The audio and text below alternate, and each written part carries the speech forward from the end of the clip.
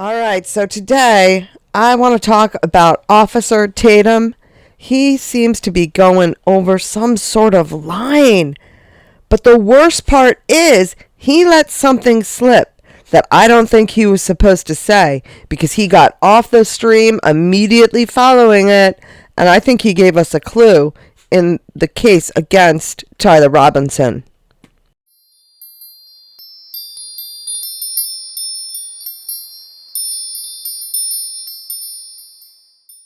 So I have been a fan of Officer Tatum since before the 2024 election. I'm going to say it was a couple months before that I think I saw him on a Piers Morgan show, and I liked him. I liked his ideas, and I liked his way of speaking. He's pretty no-nonsense and conservative, and just common sense is what I would basically characterize him as. But the other day, he did a live stream, and at the very end of that live stream, I think he said something that he wasn't supposed to say, because immediately after it, he got off the live stream right away.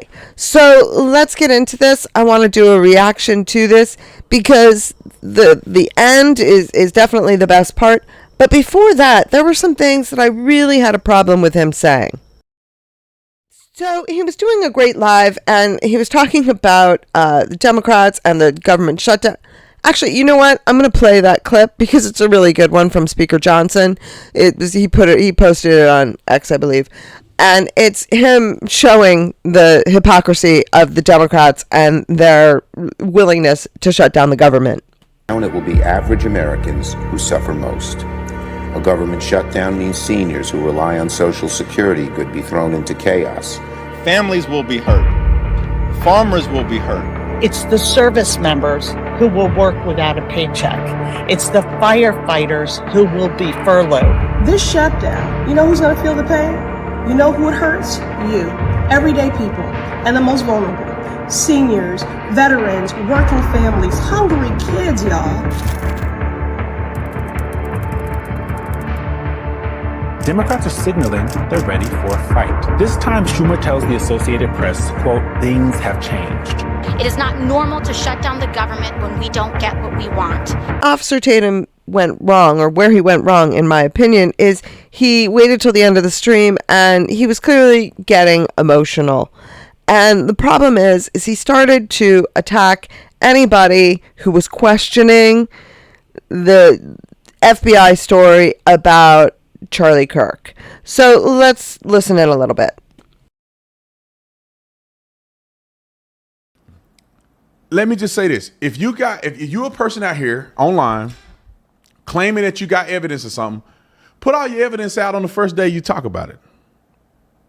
Why is it looks weird to me when it's a drip, drip, drip, drip, drip, drip. Put all your stuff on the plate. If there's something that people done nefariously and there's video evidence and there's receipts, put it out there on the plate right now. It don't need to be waiting to the next episodes. Now, the only person that I can think of that's doing it that way is Candace Owens. And I do know that the two of them are very close, Brandon Tatum and Candace Owens. They're very close. But there's definitely some tension between them, clearly.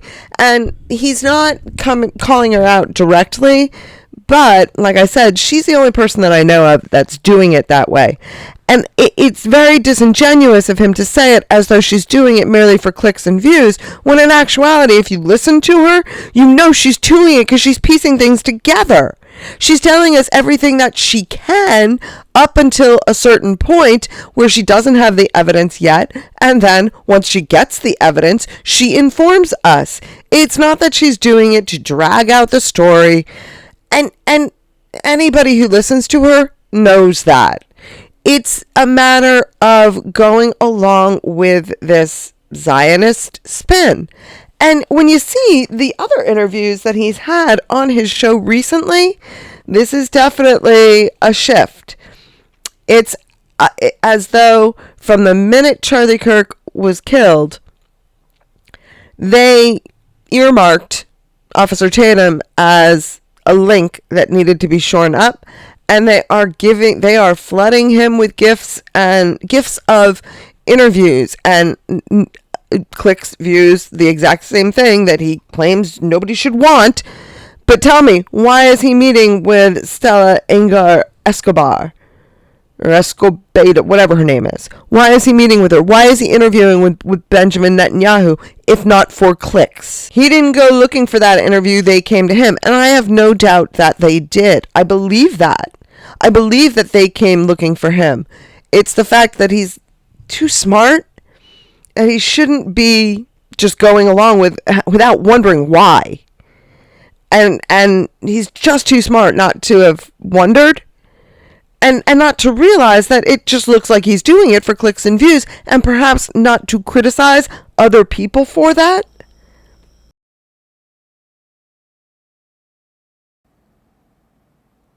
His pastor who married him and Erica.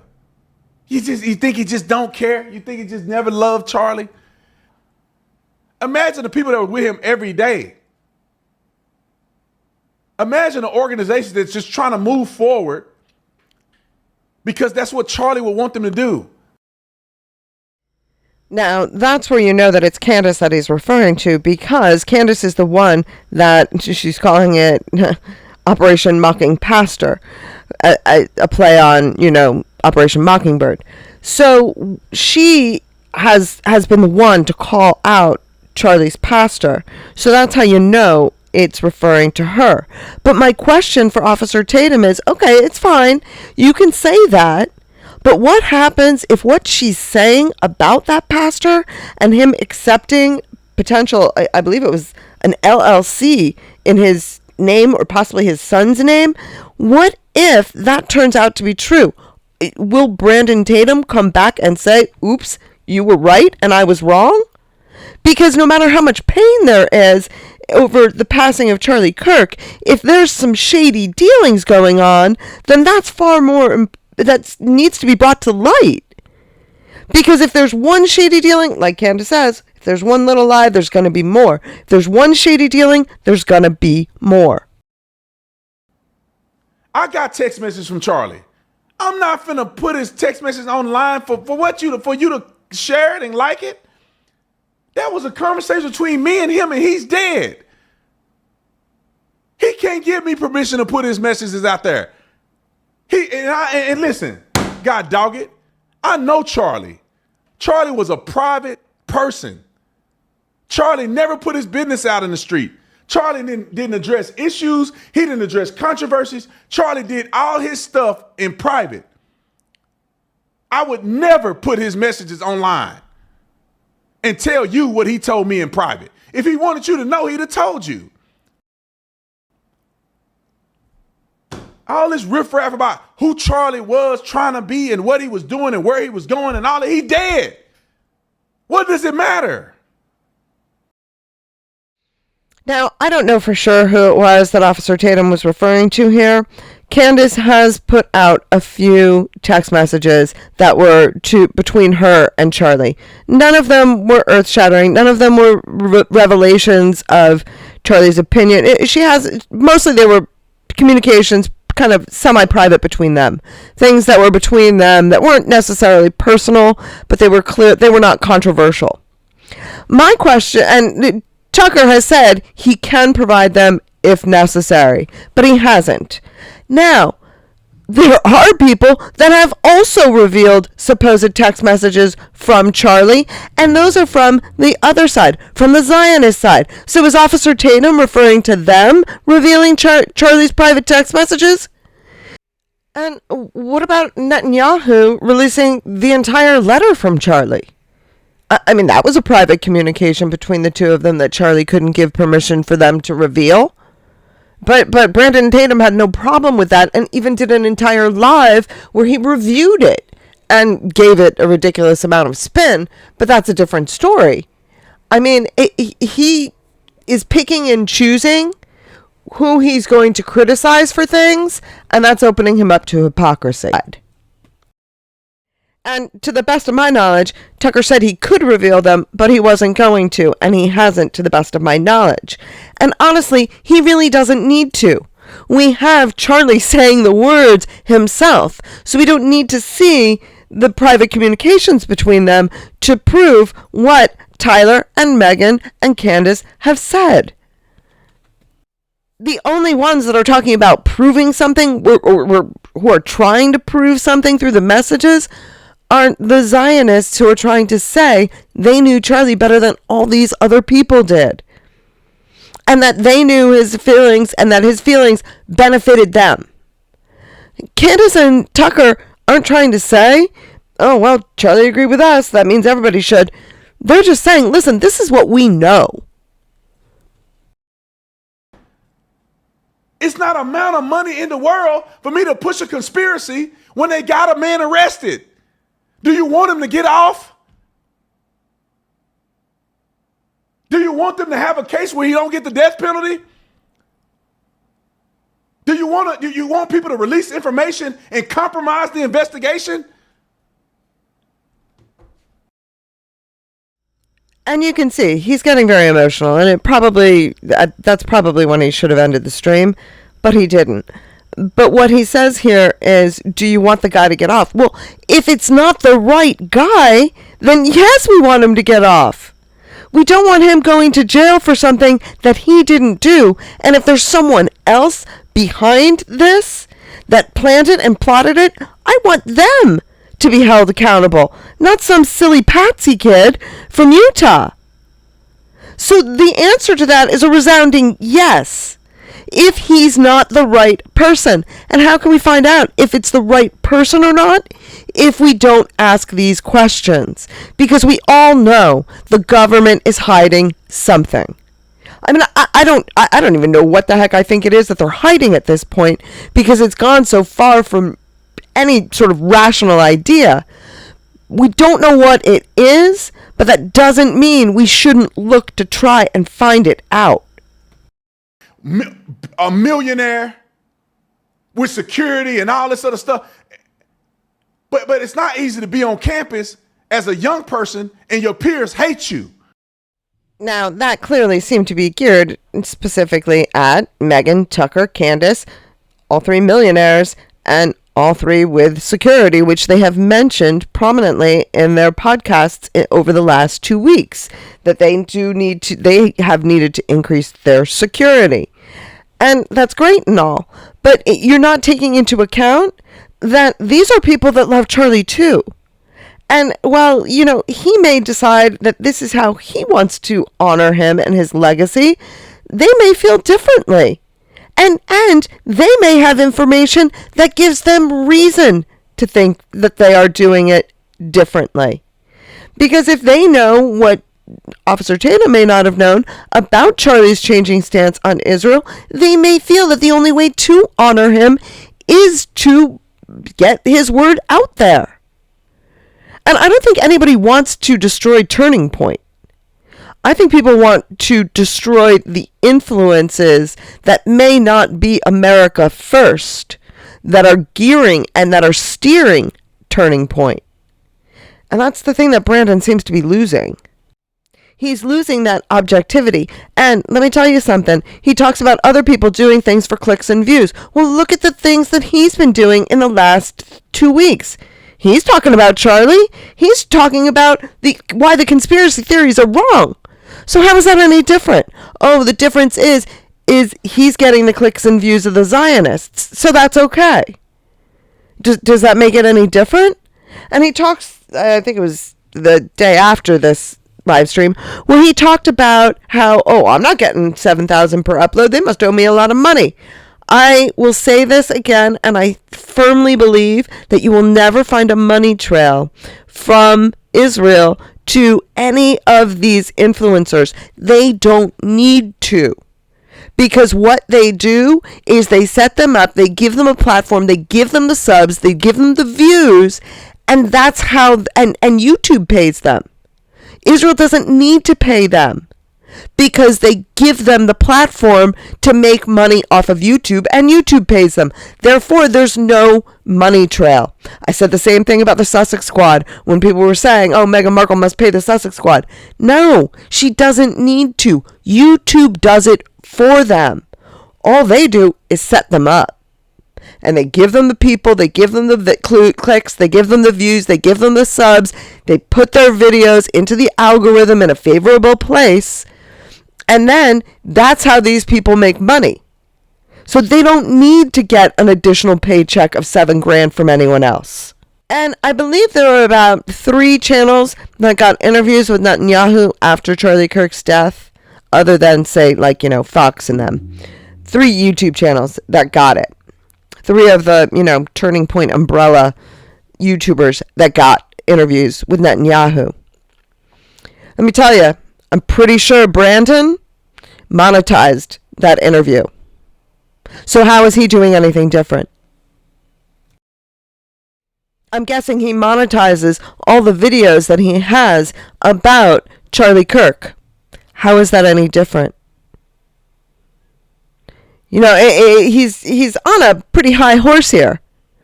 And he's throwing a lot of stones. But he doesn't realize that he's got a glass house right behind him that he's throwing those stones at. Because he's doing the exact same thing. When I heard the conspiracy of one of my favorite video guys acting as if it's bizarre and odd for him to be next to Charlie Kirk, I almost lost it. Every time we do videos, the video team and the director of the videos stand right here. So if something go wrong with my lapel, something goes wrong with the microphone, something goes wrong with the cameras, the person who's in charge of that can immediately address the issue. Now, he's talking again directly to Candace there, because Candace is the one that said that the person who took the SD cards was usually not there for the live events. And he's basically calling her a liar. Now, I have a video where I made, because I think that they are protesting a bit too much about this video guy. I don't think it's who they say it is. And not that they've given us a name. They have not. I don't think it was the director of the videography that was there. I don't think it was a tech guy.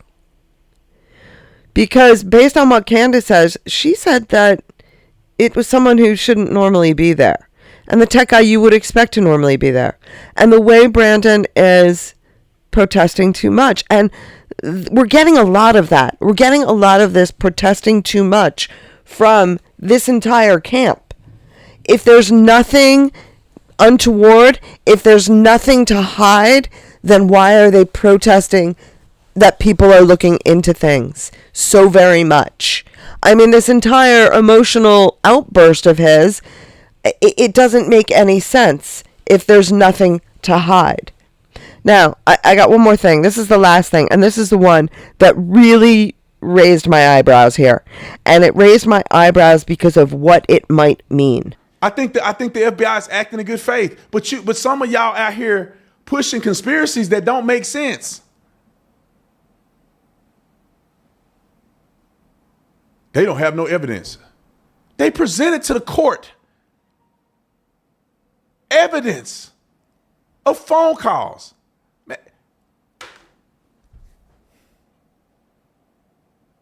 Okay. All right.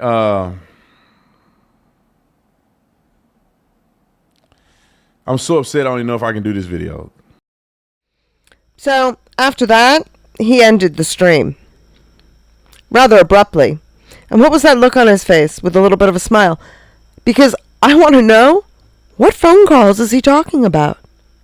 Do we have phone calls as any part of the evidence? Because I haven't heard about phone calls. I haven't heard about Tyler Robinson making phone calls. Are there phone calls? Did I miss something? Because I don't remember ever, and please tell me down in the comments if I'm forgetting something, that there was something about a phone call and that there was some evidence based around a phone call. Please let me know. I must have missed it. But why did he suddenly shut right up and end the stream after he said something about phone calls when none of us know anything about phone calls?